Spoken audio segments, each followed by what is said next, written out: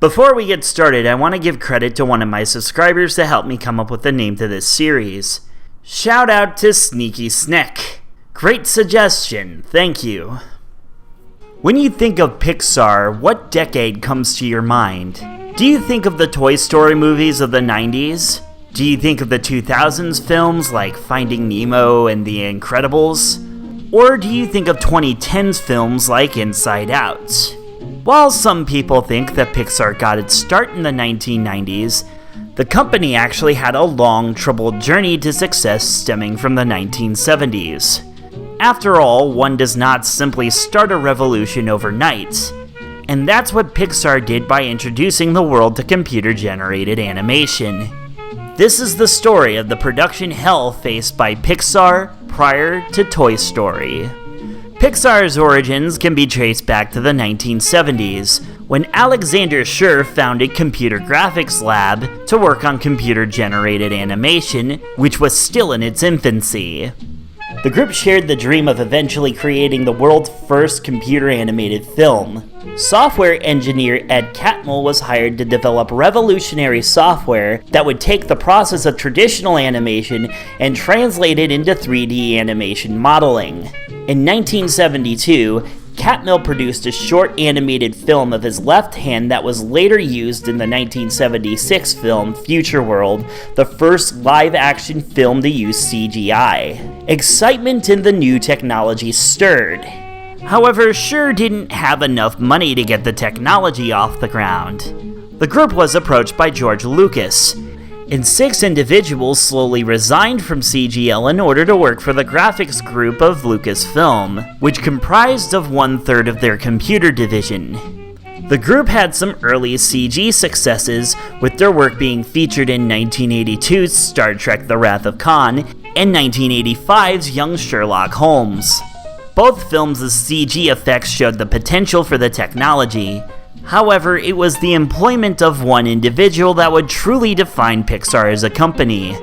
Enter John Lasseter, a now legendary figure in animation. His dreams and ambitions stemmed from childhood. His mother was an art teacher, and he and his siblings inherited her eye for appreciation for visual art. Young John would run home from school to watch the new popular animation on TV. He picked up a book called The Art of Animation, which featured details of the making of Sleeping Beauty. This inspired him, and he wrote letters to Disney throughout his childhood. In 1975, fresh out of high school, Lasseter was enrolled into Disney's character animation class at the California Institute of Arts. During his time at CalArts, he met many of his future collaborators, such as Brad Bird. When Lasseter graduated, he applied to work at Disney. Out of 10,000 applications, his was one of only 45 that was held onto. He was hired instantly. However, he slowly became disillusioned as Disney was overtaken by a corporate mindset. He would frequently try to push new ideas, but found that many of the executives for the company ignored him. When Tron was released in 1982, Lasseter was absolutely blown away by the CGI. He also viewed some videotapes featuring CG animated shapes. Disney executives weren't keen on putting CG animation in their films, feeling like it would never catch on. Lasseter produced a test animation for Where the Wild Things Are that got rejected as a full movie. He was then assigned to write the story for The Brave Little Toaster. After 8 months of laboring over the story and concept to make it the first feature-length CGI animated film, he presented it to Disney. The result was the termination of his job, as the company had no idea what to do with him. This left Lasseter depressed, thinking he'd never again work in animation. He went to a computer graphics convention in either 1982 or 1983, where he was confronted by Ed Catmull. He told Catmull that he had lost his job, and Catmull took the opportunity to hire him on the spot to work with the graphics group as lead animator. There, he pitched the idea of creating works using only CG images. He and several individuals worked on The Adventures of Andre and Wally B. Directed by Alvy Ray Smith, this short clocks in at just under 2 minutes. In it, a character named Andre is chased and harassed by a bee. The production behind this one is not as troubled as other Pixar shorts. It was shown at SIGGRAPH in 1984, a convention held yearly since the 1970s displaying the very best in computer-generated graphics. Viewers praised the complex imagery and raised interest in the graphics group. However, troubles were afoot. In 1983, Star Wars: The Return of the Jedi was released, effectively ending the Star Wars trilogy. Interest in Lucasfilm began to wane, raising fears that lack of finances would lead to departments getting gutted. Then, later that same year, Lucas went through a messy divorce, draining him of even more funds. The Adventures of Andre and Wally B was made off of this limited money remaining for the department. One thing became clear: the short was loved but failed to generate any money and was expensive. Lasseter and his team wanted to create more shorts like this one, but with the state of the department, this could not be done. To keep their innovation going, Lucas allowed the graphics group to branch off into their own independent company. However, they needed an investor. In 1986, a reluctant Steve Jobs picked them up, and the group's name was changed to Pixar. They developed the Pixar Image Computer, a product they sold to entertainment companies to keep themselves afloat. Lasseter and his team, meanwhile, would continue to produce the animated shorts being funded by the sale of the computer. The first short made by Pixar was Luxo Jr.